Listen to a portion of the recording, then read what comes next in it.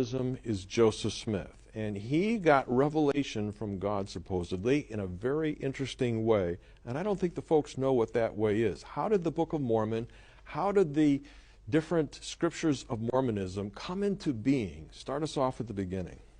Well, when Joseph Smith was a teenager, he was involved in folk magic, and he found a stone in a well that he claimed was like a crystal ball, and if he put the stone in a hat, he could look at that and determine where lost property was.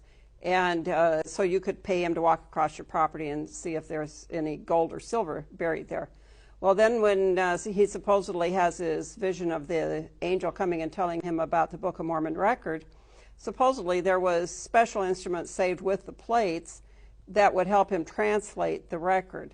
But he only used that for the first part of the Book of Mormon, and then he switched over to using his stone that he found in the well to translate the Book of Mormon. So all that we have of the Book of Mormon today supposedly was done with this magic stone he had used in his money digging practices. And he would put the stone in his hat, pull his hat up over his face, and supposedly as he looked at this stone, it would have been like a text message on a phone.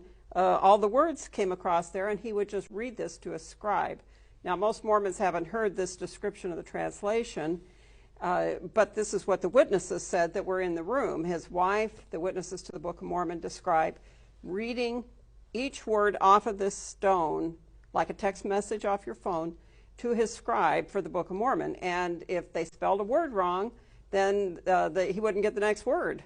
And so he'd have to stop and figure out what they wrote wrong. Yeah, so he would actually read.